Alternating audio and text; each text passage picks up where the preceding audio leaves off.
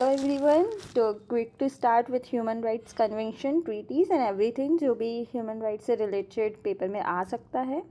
Good for your MP set, UGC NET, LLM entrance as well as some of जो भी exams होते हैं उन सब के लिए, क्योंकि अब ह्यूमन राइट्स और as well as international convention बहुत सारे एग्ज़ाम्स में आने लगा है.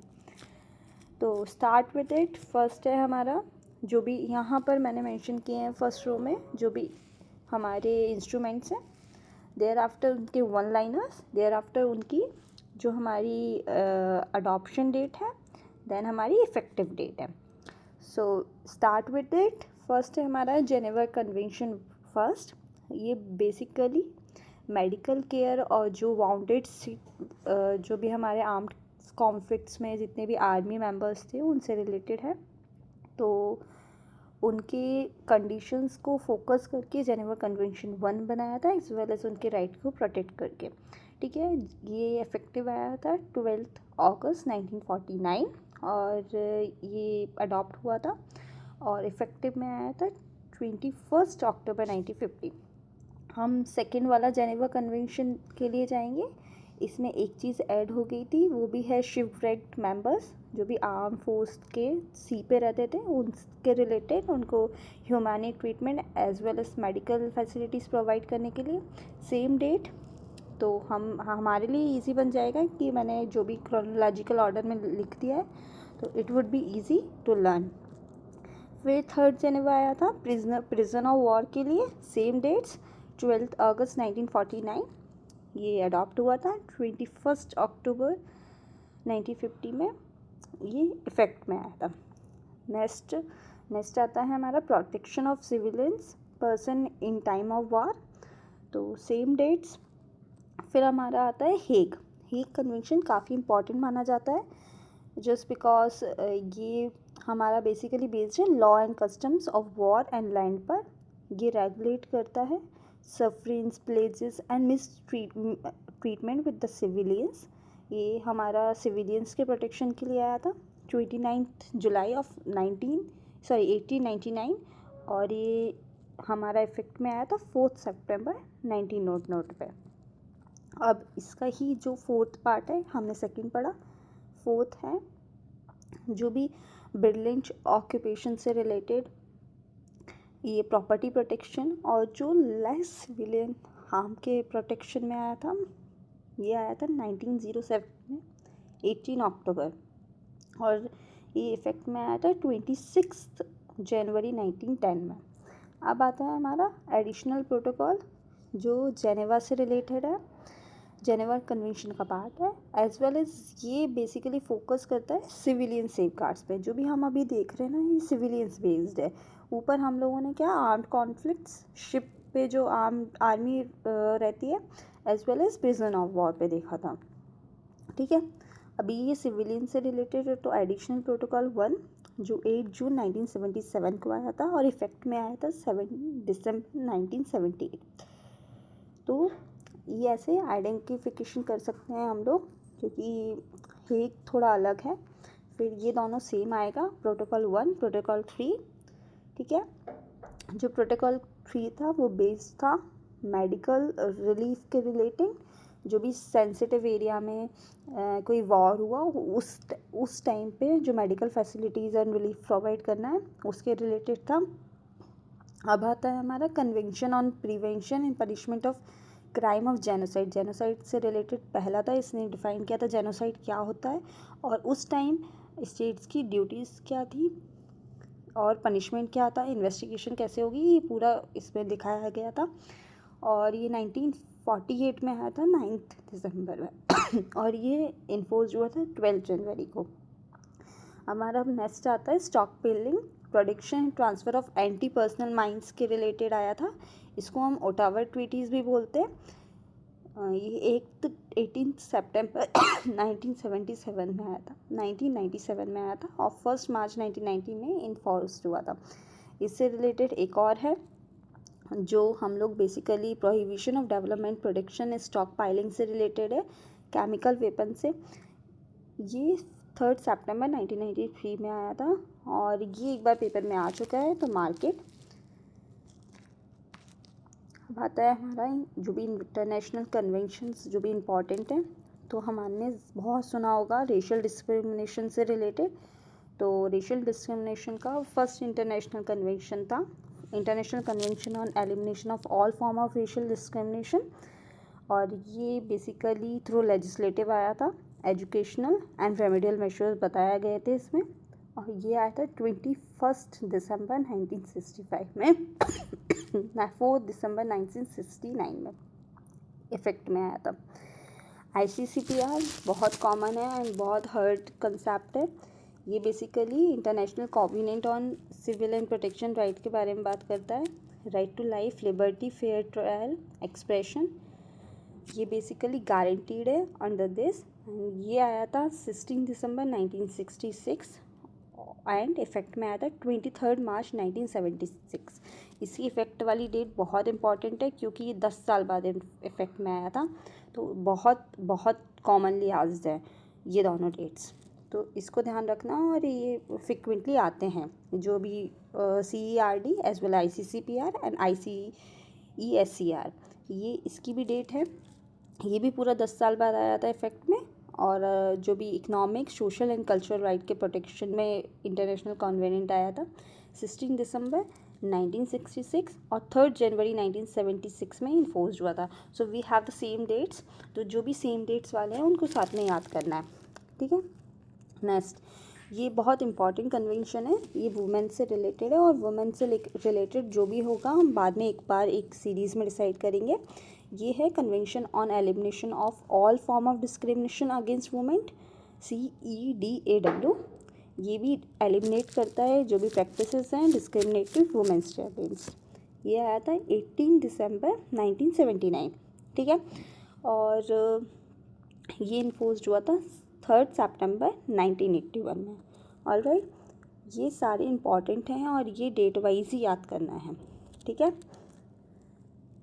अब आ गया कैट, बहुत इंपॉर्टेंट है जस्ट बिकॉज कि ये टॉर्चर और इनह्यूमन के रिलेटेड है और ह्यूमन राइट्स में इसका ही प्रोटेक्शन किया जाता है, ठीक है।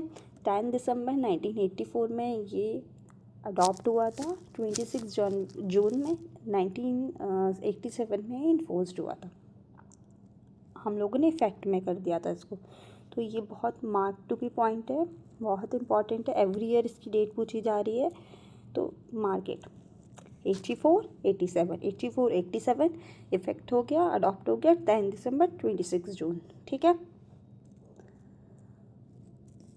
अब हमारा नेक्स्ट आता है, नेक्स्ट हमारा जो भी चाइल्ड से रिलेटेड है, कन्वेंशन ऑन चाइल्ड राइट्स के रिलेटेड है। जितनी भी डिस्क्रिमिनेटरी प्रैक्टिसेस है उसको रिमूव करना है, एलिमिनेशन के रिलेटेड।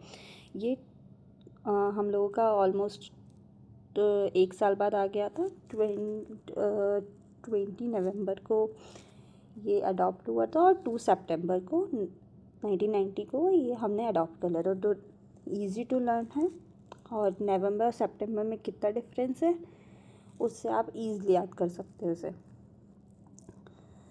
अब आ गया international convention on protection of rights of all migrant workers and members of their families. तो equal treatment, equal family reunification as well as emergency rights सबको प्रोवाइड किए जाएंगे, और जो भी माइग्रेंट वर्कर्स हैं उनकी फैमिलीज़ हैं। तो ये आया था 18 दिसंबर 1990, बट ये इन्फोर्स लेट हुआ था, 2003 जुलाई में हुआ था।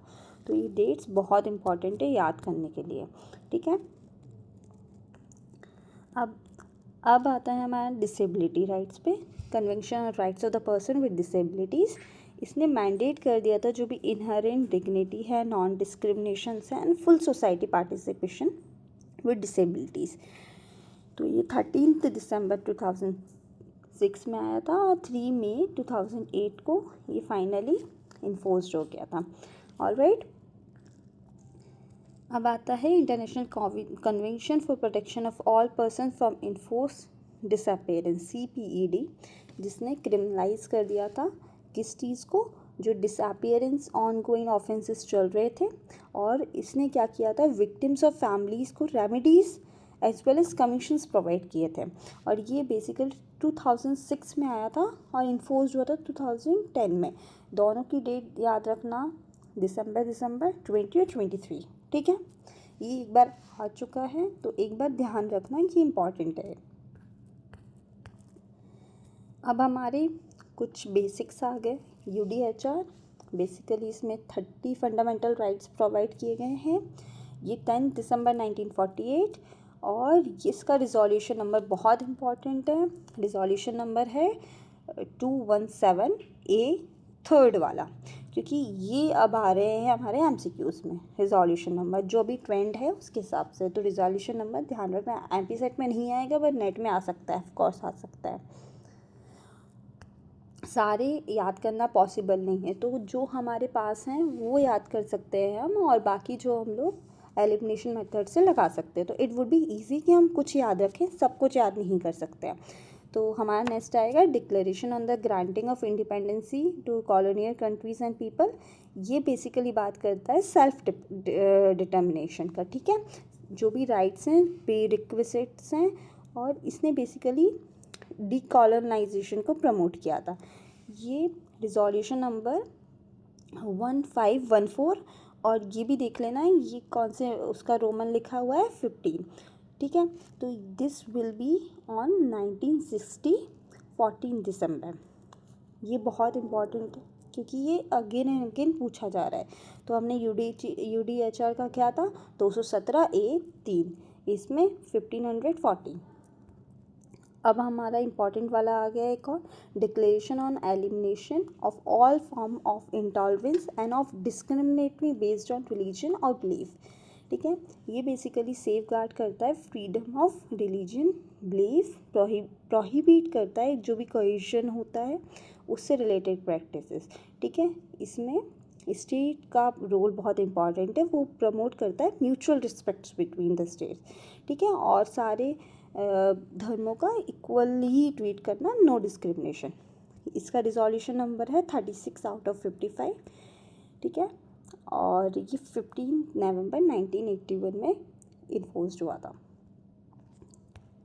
अब आगे हमारा declaration on right to development. ये civil, political as well as economic and social rights के बारे में बात करता है। ये इसका रिजोल्यूशन नंबर है 41/128 और ये दिसंबर 4, 1986 में आया था। अब आगे हमारा जो बेसिक रिजोल्यूशंस हैं, जो मतलब फ्रिक्वेंटली पूछे हैं, 3-4 ही हैं और ये पुराने प्रीवियस ईयर्स में आए हुए हैं, तो हम वो देख लेते हैं एक बार। UNGA resolution number 217A 217A Roman 3 UDHR से रिलेटेड है, और ये कब आया था 10 दिसंबर 1948। अब बताओ UDHR कब आया था हमारा, UDHR आया था हमारा 10 दिसंबर 1947। तो सेम रिजोल्यूशन नीचे दे रखा है विथ डेट्स, ठीक है। अब हमारा ये भी आया था आर्म कॉन्फ्लिक्ट से रिलेटेड 2444 रोमन 23, ठीक है। ये आया था जो भी कॉन्फ्लिक्ट्स चल रहे थे ह्यूमन राइट्स से रिलेटेड उसको प्रोटेक्ट करने के लिए, और जो वनरेबल पॉपुलेशन है उसके रिगार्डिंग। ये आया था 19 दिसंबर 1968, ठीक है। इसकी डेट याद रखना क्योंकि ये आई है, ठीक है। एटलीस्ट ईयर याद रख लेना। अब आता है हमारा जो बेसिक सिविलियंस के रिलेटेड है, protection of civilian in armed conflict. अब जो हम लोगों ने आर्म्ड कॉन्फ्लिक्ट्स में जो भी इन्वॉल्व होते हैं, प्रिजन्स ऑफ वॉर्स होते हैं एज वेल एज जो आर्मी मेंबर्स होते हैं, उनके रिस्पेक्ट में हो गया। अब सिविलियंस को क्या प्रोटेक्शन है, तो उसके रिलेटेड आया था रिजोल्यूशन 2678 25 9 दिसंबर 1970 को। अब आया हमारा exchange of information on violation of human rights.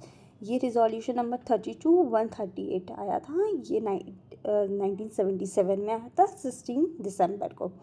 अब आता है हमारा next 48/141 high commission for human rights. ये काफ़ी बार पूछा गया है, तो एक बात ध्यान रखना, ये बेसिकली इसने इस्टेब्लिश किया था OHCHR ह्यूमन राइट्स से रिलेटेड, जिसने promotion, protection and standard setting efforts लगाए थे, और ये आया था 20 दिसंबर 1993, ठीक है। तो हम लोगों का बहुत क्रिस्प में और बहुत जल्दी क्विक रिवीजन हो गया है। ऐसी क्विक रिवीजन वीडियोस के लिए फॉलो करिए और मोटिवेट करिए